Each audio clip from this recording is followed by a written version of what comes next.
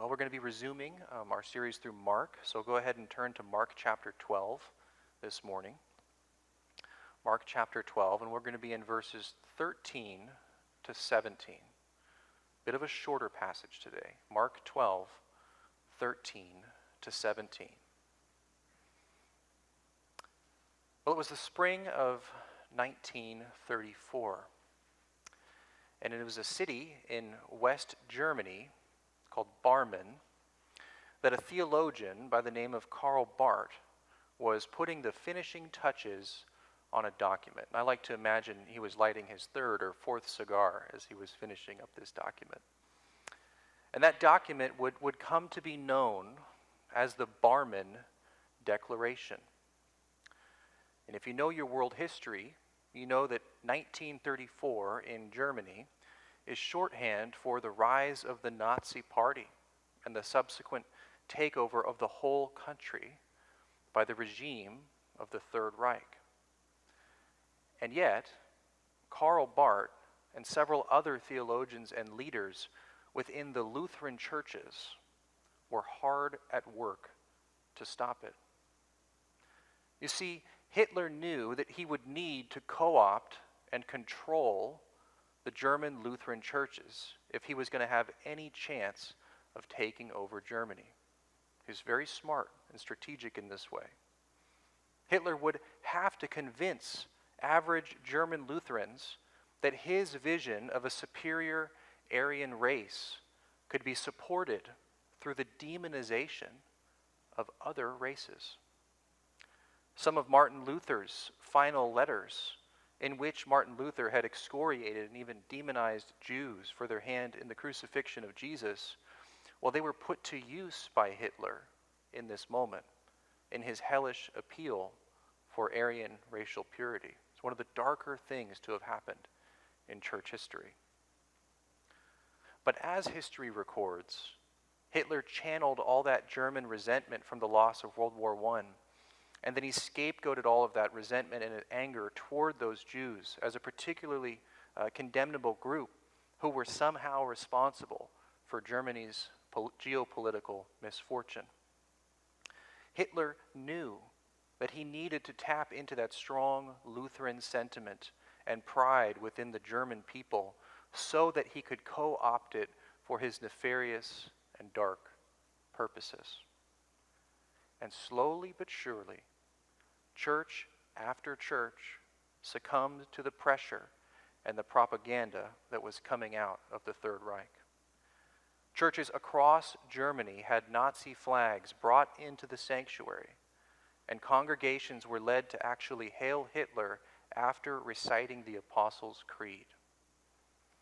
And yet, Karl Barth and his companions would not let the churches be taken over without making a stand.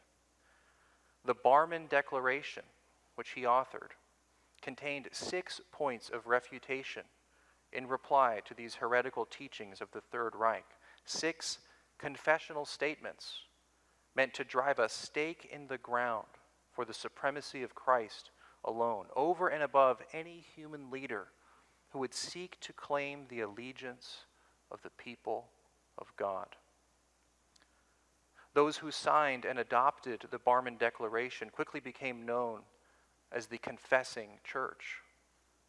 And one famous line from the Declaration reads this: "We reject the false doctrine as though there were areas in our life in which we would not belong to Jesus Christ, but to other lords." So we see in this dramatic moment of church history something that's actually more common than we realize. Even though the example seems extreme, the question of a Christian's loyalty comes to us at many times and in many ways. Certain aspects of that question are with us constantly. It sounds like this: what of the Christian's responsibility to submit to their government? What of the Christian's responsibility to avoid idolatry? Maybe you've wondered where the line is between being a Christian and being an American or a Canadian or some other national identity that you hold. Maybe you don't think there is a line. Maybe you feel you need to think about it some more, as I do, and as I did this week.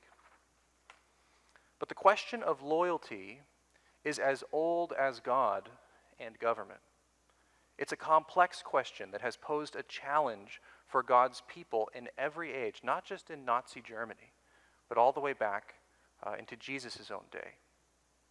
In Mark 12, 13 to 17, we will see the religious leaders of Jesus' day attempting to use the complexity of this question to outsmart, trap, and discredit Jesus in the midst of his ministry.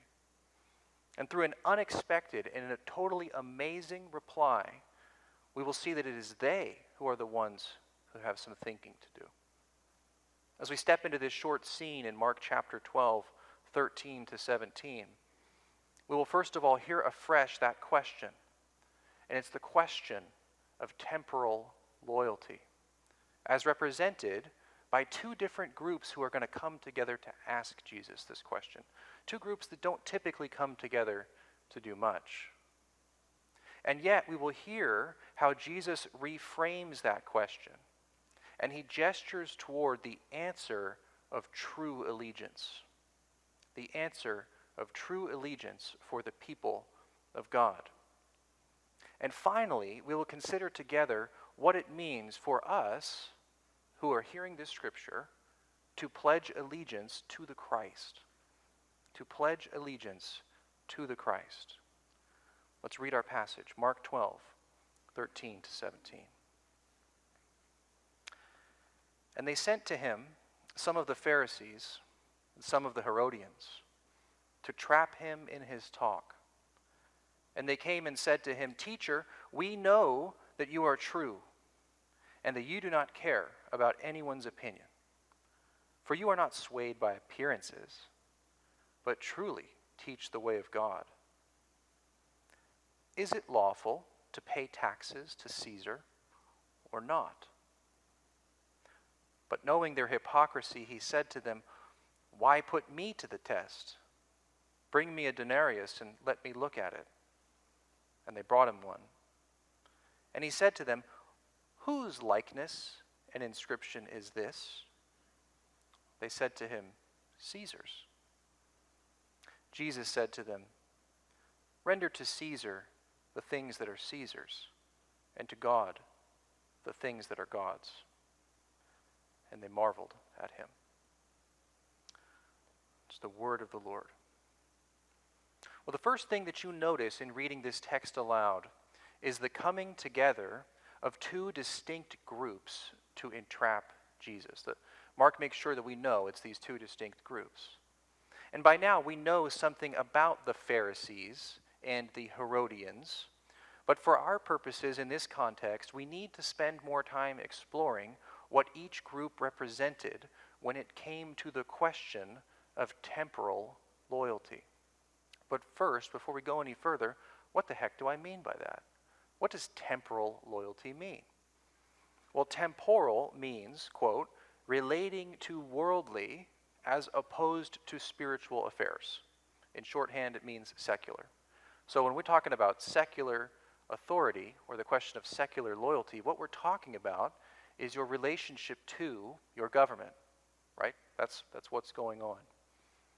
Therefore, the question of temporal loyalty is the question of how to think about one's relationship to worldly government. And in this case, that worldly government was Caesar of Rome.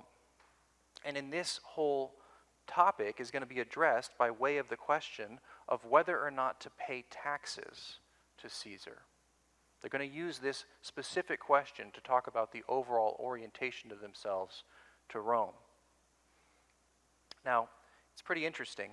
The Pharisees and the Herodians, they represented two different Jewish factions or groups within Roman-occupied Judea. They're all under the boot of Rome, but they have different opinions about how to relate to Rome and why. Now let's take a look at the first. The Pharisees, who are they? Well, they're associated, politically at least, with a broader group who are known as the Zealots.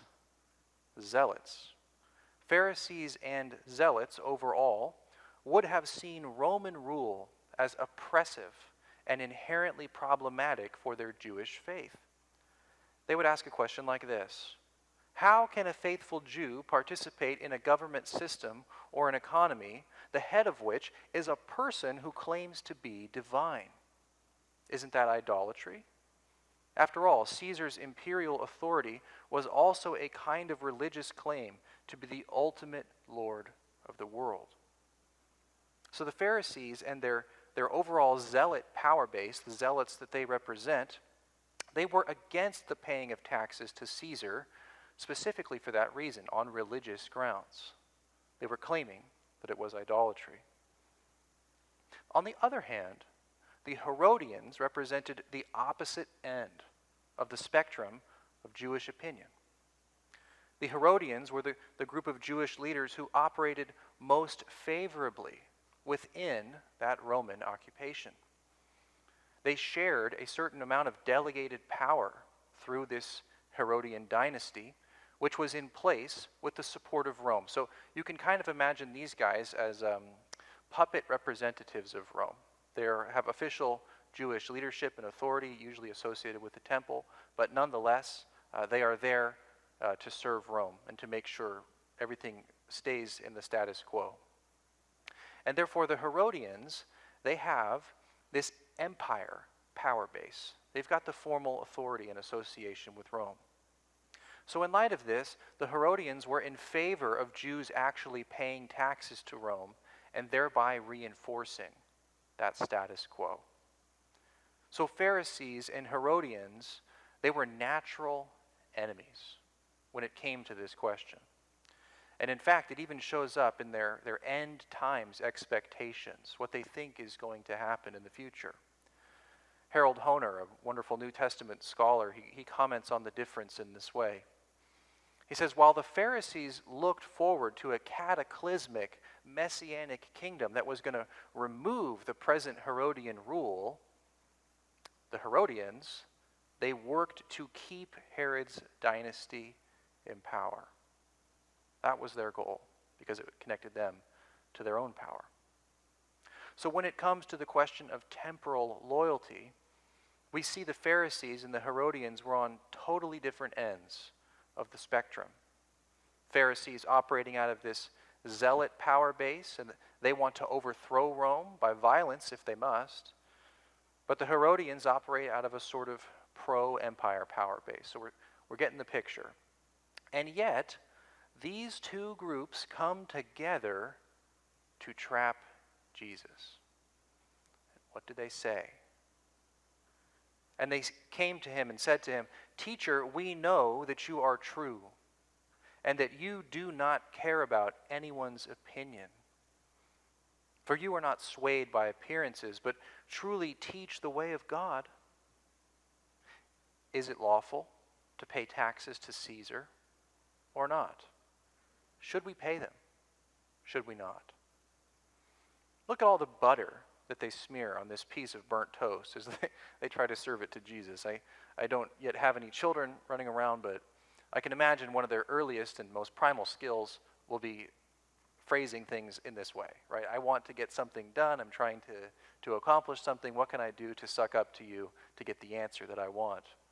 Or at least to manipulate you. They attempt brazenly to manipulate Jesus. Look at all that flattery that they come up with in trying to get him to respond a certain way. But you also have to think about how this trap works. Why are they working together to ask this question? The trap works because of the polarizing nature of the question. Think about what's on the line and how Jesus answers. If Jesus says to pay taxes to Caesar, then all of those who follow the Pharisees will consider Jesus to be just another puppet of the Roman government and not loyal to his Jewish roots or to the Jewish nation.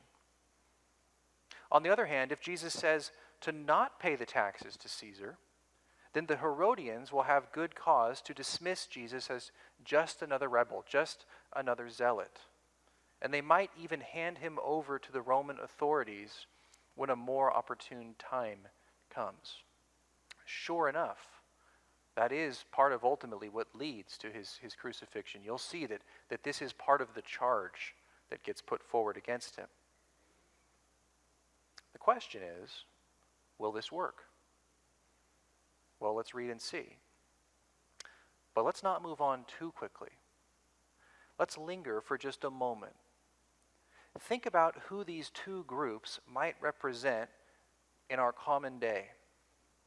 Think about how these two ways of responding to the question of temporal power or loyalty are still with us. You don't have to look that far to know that these two impulses are still alive and well in American churches today.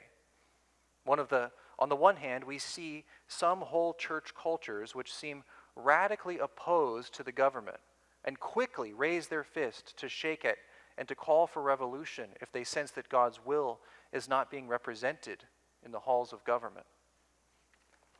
You might see this group crying out for justice or decrying wickedness or threatening all sorts of force if God's will is not done in the halls of power. And while we are certainly to be concerned with the things that this group points out, the strategy that they employ, the disposition that they inhabit, it turns out to be the wrong one. I want to refer to this group, really, as zealous theocrats.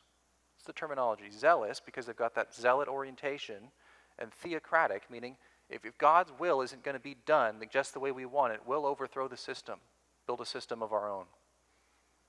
On the other hand, we see some church cultures who feel very well served by things remaining just as they are.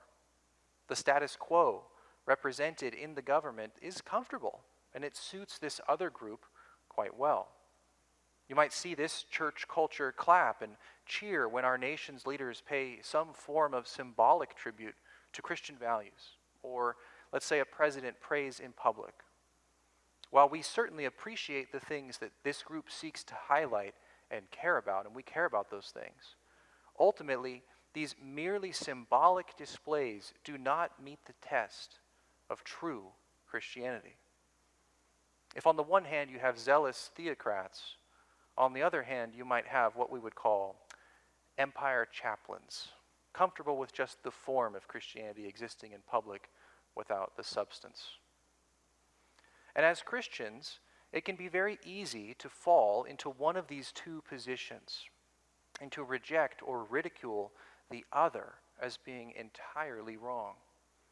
And too often, Christian churches are divided up into either those that are fundamentally comfortable with the status quo, as represented in maybe the government, or those churches that are actively trying to topple the status quo represented in their government. But too easily, Christians can find ourselves either raising our fist at the oppressive government or wearing the boot of the state that just so happens to seem to be on our side this year. As we read on, we see that Jesus escapes this trap and he poses a challenge of his own. The question of temporal loyalty is about to be nudged toward the answer of true allegiance. He replies, or the scripture goes on, but knowing their hypocrisy, he said to them, "Why put me to the test? Bring me a denarius and let me look at it." And they brought him one. He said to them, "Well, whose likeness and inscription is this?" They said to him, "It's Caesar's." Jesus said to them, "Render to Caesar the things that are Caesar's, and to God the things that are God's." And they marveled. Well, Jesus knows that their hypocrisy is real, and now he's going to make it clear for everyone to see. In asking them, "Why put me to the test?" Jesus indicated that he was about to put them to the test. And he asks them to bring him a Roman coin so that he can look at it, so he can make an example. Don't miss this fact. By carrying Roman coins, these religious leaders have already admitted that they participate in the economy of Caesar. They are carrying his money. If the Pharisees, or the zealot power base, was honest in their rejection of Roman rule on religious grounds, that they chose not to pay taxes, they might have been consistent. They might have avoided using Caesar's currency. They might have avoided enjoying his protection. They might have avoided traveling on his roads to come and ask this very question. But of course, they are carrying his money. Already their hypocrisy is revealed, and the trap is now being sprung on them instead of on Jesus. They bring Jesus the Roman coin, and he asks, whose inscription is it? Oh, they know. It's Caesar's. But the next thing Jesus says is what really blows their minds. They already know the trap isn't going to work, but the question is, how bad is this about to get? It gets worse for them. Pay attention to what he says. He says, render to Caesar the things that are Caesar's, God's the things that are God's. This response is sublime because it communicates on multiple levels and in two different directions. What did the Pharisees or the zealous theocrats hear Jesus just say? On one level, they just heard Jesus say that God has a claim that is uniquely beyond that of Caesar. To God, the things that are God's. They would have heard that, and that would have been comforting to them. They would have said, yes, give to God the things that are God's. That's what we've been saying all along. They feel affirmed. They like that part of his answer. And yet, that is not all that Jesus has said. He has also said to give to Caesar what is Caesar's. So, do pay your taxes. And why wouldn't you? You're operating in his economy anyway, right, Pharisees? Aren't you traveling on his streets and carrying his coins? Haven't we established that? We have. So the zealous theocrats, these Pharisees, they hear only one part of what they want to hear. And their worst impulse has just been curbed. If you think about their overall game plan, if they must, is to come to blows over it. This same group of zealots will eventually try to overthrow Rome and cause all sorts of wars. Even the crushing of the temple happens as the result of having to put down a zealot rebellion. So this worst impulse that they have, it's curbed in Jesus' answer. Later on in the New Testament, we'll read of Paul and his famous command to submit to human government, because human government exists by the very sovereignty of God in order to, quote, as Paul says, bear the sword and uphold public justice, even to punish the evildoer. Read all about it in Romans 13. But what of the Herodians? Those who functioned more as the empire chaplains than anything else. Did they win in this exchange? Well, initially, maybe they heard what they wanted to hear. They heard, render unto Caesar what is Caesar's. So yes, Jesus is saying to pay the taxes. We win. And yet, Jesus says to give to God what is God's. And the question has to haunt these religious people. They know the implications of what Jesus has just said. They would have asked this question immediately. Well, what isn't the property of God? Doesn't the Bible teach that God owns all the cattle on every hill?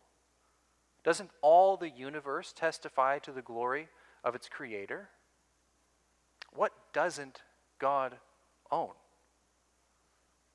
So here's the insight of what Jesus has just said. True allegiance to God is subversive to either impulse. Both positions, that zealous theocrat and that empire chaplain, the Pharisees and the Herodians, they've attempted to reduce that normal tension that's involved in being the people of God on earth. God is truly owed total and final political allegiance. We know that this is true. There's no rival or lesser Lord who can claim our allegiance. We just raised our hands in worship in a moment ago to the one and only God, and not to swear allegiance to any mortal man or any imperial government. And yet the Bible teaches that there is a role for human government which is to be honored, which is to be respected and participated in with good faith.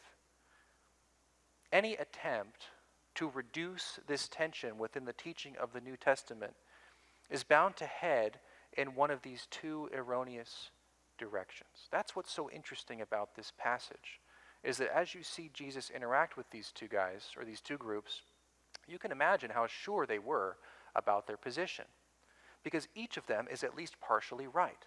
They are headed in the direction of a particular truth. But each of them oversells it to themselves.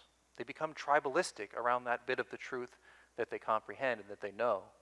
And as a result of that, they end up missing the more important thing, which is to live with the tension of being the people of God under the human government of the now. The zealous theocrat, he tries to relieve the tension by calling for a posture bent on conquering the government of his day. But the impulse of the empire chaplain, it tends to deal with that tension, to try to get rid of it, by teaching that capitulation to overbearing governments is okay.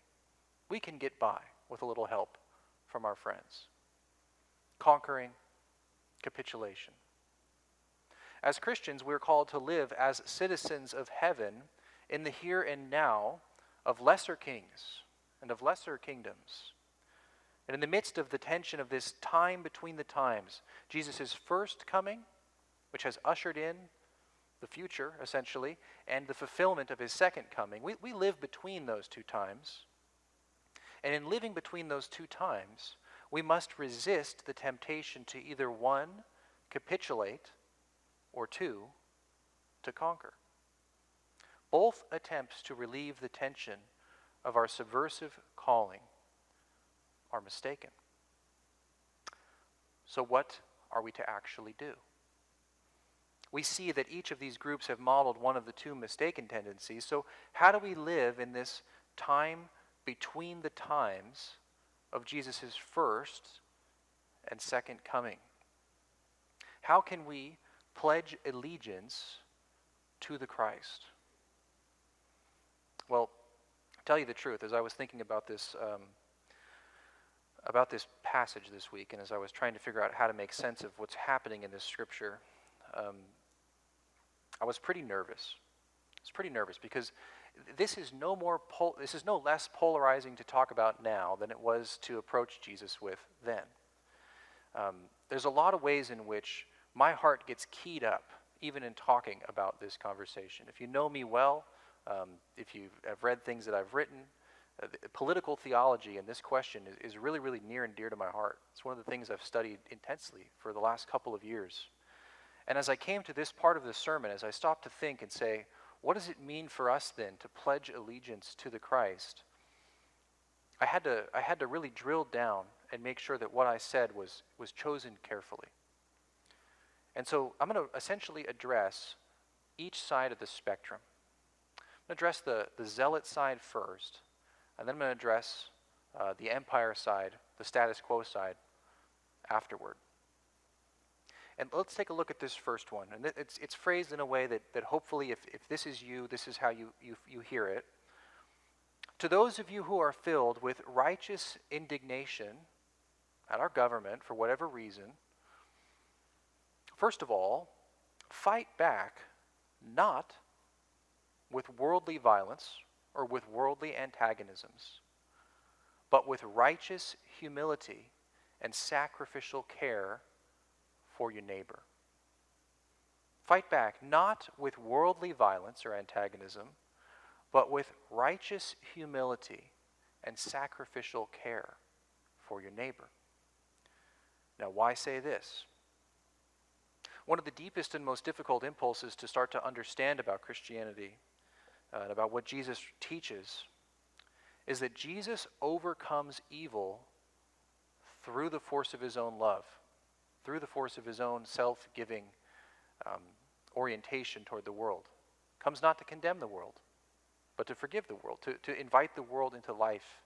And he's willing to take on the consequences of all the violence that gets spewed into the world. He takes it into himself, buries it with himself, conquers it, brings it back from the grave, resurrected. And so when we sense that there is evil in the world, that there's corruption in the world, that there's wickedness in high places, the first thing in my heart that wants to respond is, well, we've got to stop them. We've got to use whatever force is necessary, by whatever means necessary, to make sure that righteousness conquers in this land. I have felt that in my life. But as I look to who Jesus is and I look at how he responds, I see that that's not the way that he responds. He fights back not with worldly violence, but with his own righteous humility and sacrificial care. And it is in his love that he conquers. So second of all, for those of you who are filled with righteous indignation at our government, be a model citizen of the kingdom of heaven as you live here and now as a temporary resident of the USA or of whatever country you happen to be a citizen of. Be a model citizen of the kingdom of heaven as you live here and now as a temporary resident of the USA. That's the tension that Jesus is recentering these two groups back on. You're the people of God. So what if Rome is in control? You represent God to Rome in a way that is honorable, respectful, but in a way that signals your true allegiance to me. And here's the question that you might want to ask yourself. If you find yourself on this side of the spectrum, if this is where your heart is, here's your spiritual formation question. What sorts of state action most anger me? And how can I live my life in a way that models a peaceful, life-giving, creative alternative? What sorts of state action that I see in the news or that I read in the paper most anger me? And how then can I live my life in a way that models a peaceful, life-giving, creative alternative? Now that's one side of the spectrum. This is a church made up of people, so we've got people on every side of it. To those of you who are more comfortable with the lesser lords of the present day, the arrangement seems like a good one, maybe the best one in history, you might say. I say to you this: consider again where your true and final allegiance really lies. Consider again where your true and final allegiance lies. What is not God's? All is his. He is the one to whom loyalty is ultimately sworn. There is no lesser lord that can make his or her claim upon you to the exclusion of God. And so the second point to you is just the same as it was to the zealous group. Show forth your citizenship in the kingdom of heaven as you live here and now as a temporary resident of the USA.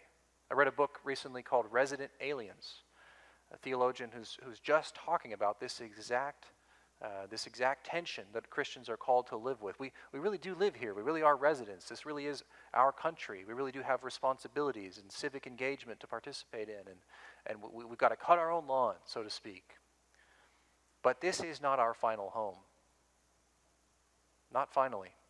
We are still aliens, even in this land. We belong to the kingdom of heaven and to a different Lord. So how can we represent that king here and now? What's your question? Your question is this: what sorts of state action or power that you see displayed in the government most comfort or affirm you? I've been on both sides of this spectrum at different points in my life. I've felt both of these emotions and these kinds of responses to what I see and read in our leadership. And there's been times where I've got to be honest. I see something happen and I say, finally, they're doing something about that. Finally, they're whipping it into shape. Finally, they're getting it handled. And it's not that good government isn't good, but if it's in any way injuring somebody else in order to accomplish that, then I need to check my own heart. I need to not be too easily comforted by the machinations of flawed state power in our world. I have to ask myself the question, how can I live my life in a way that signals my allegiance to Christ over and above any of the lesser lords of this land, even the ones maybe that I voted for and that I supported? So as you think to yourself, what does it mean for me to pledge allegiance to the Christ? Take time this week to figure out which one of these two orientations is closer to your own. And maybe it's changed in your life. Maybe you've been on both sides like I have. But definitely do the work this week and ask these questions. Because we may be a very long way from Nazi Germany here in the West. But the question of temporal loyalty, it comes to the door of our church as well. And the question to us is, will we be a church that can say with confidence that we pledge allegiance to the Christ over every lesser lord? We've seen two different groups come together to raise that question of temporal loyalty in an effort to trap and discredit Jesus. And we have heard how Jesus reframes their question and he signals toward the answer of true allegiance. And finally, we have considered together what it means for us, where we sit, to pledge allegiance to the Christ. Pray. Father, I thank you for this word that you have recorded for us in Holy Scripture. Pray this week that as our hearts consider what you have said and what is here, the challenge in the mouth of your Son, render unto Caesar what is Caesar's, but unto God what is God's. Would we let that question search us, that statement, dig deep and uncover the things that maybe we've never uncovered in our own hearts? Help us to ask, well, what is God's? And what do I owe Caesar? And to live honestly as citizens of your kingdom in the here and the now, bearing witness to who you are and what you're doing and what's coming next in your Son. Pray this in Jesus' name. Amen.